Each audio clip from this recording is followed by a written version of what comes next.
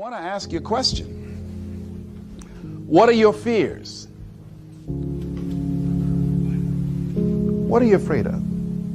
What are you scared of? Because we all have fears, don't we? We all have something that's blocking us, that's holding us back. And as we begin to look at life, what we realize is that the reason that most people are not living out their true potential, are not doing all of the things that they would really like to do, is because of fear. Some people call fear false evidence or expectations appearing real. I'm reminded of the story of a guy that was living in an area where he had some new neighbors, and these neighbors had a bulldog. And when he came home every day, this bulldog used to chase him about a half a block from his house. Every day, he would have to streak home. I mean, he would just run. This bulldog would be right on his heels. And so he just got tired of that, because he would go home and about a half a block away from home, he would look around for this bulldog and he wouldn't see him. And he would go walking casually along, and this bulldog come out of nowhere, woo, woo, woo, and start chasing him. He'd run home. So this one day, he just got tired. And so when the bulldog was running after him, he started running. He saw a rock, and he stopped to pick it up to throw at the bulldog. And when the bulldog got up on him, he started barking. He realized the bulldog didn't have any teeth in his mouth. Then he started chasing the bulldog. If you don't get on away from it, because the most the bulldog could have done is gummy, you know. And so, you know what? Most people go through life running scared. Running scared from things that have no teeth in them, because they're false expectations appearing real. That, see, we're brilliant enough to scare ourselves to death. Do you realize that? There are some people actually who get a kick out of scaring themselves to death. I remember the last frightening movie I saw. It was The Exorcist. I will never forget.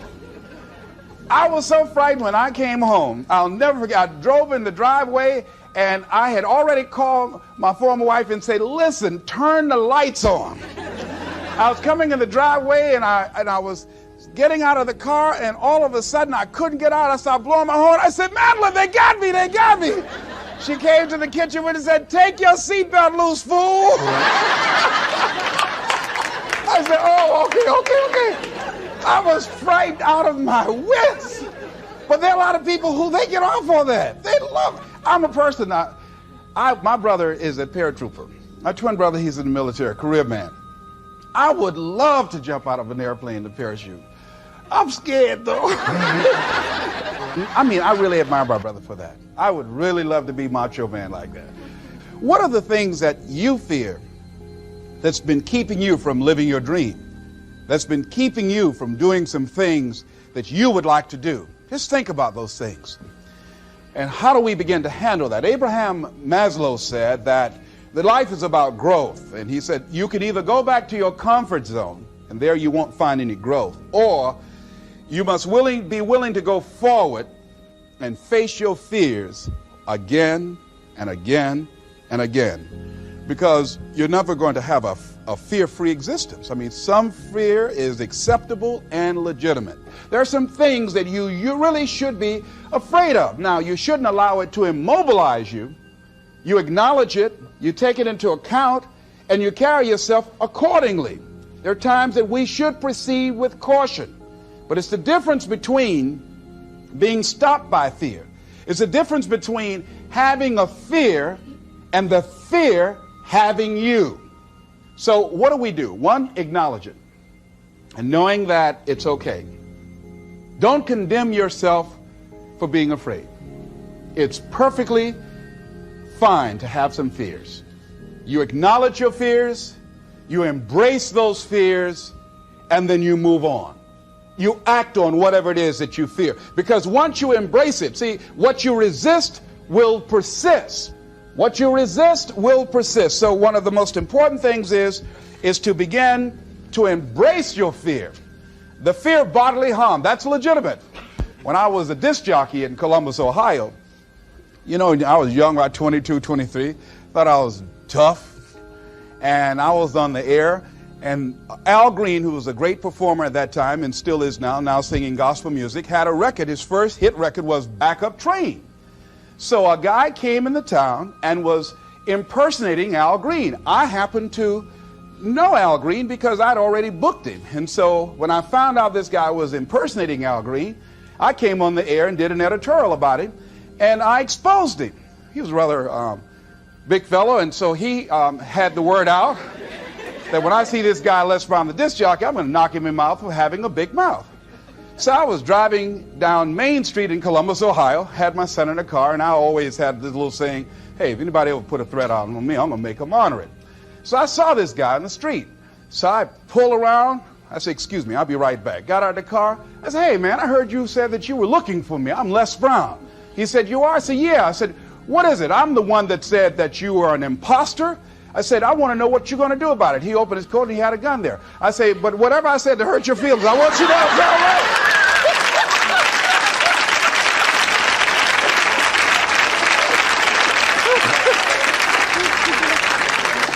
Acknowledge your fears, carry yourself accordingly, and do what makes sense for you. Well, one major fear I've always had is a fear of the dentist. And this fear had me. I didn't have that fear. And what really reinforced it, you got to watch things that can feed your fear. I saw a movie that most people would not remember. This movie was starring Dustin Hoffman. It's called The Marathon Man, with Laurence Olivier, when he's trying to get a confession out of him. And he took this drill out.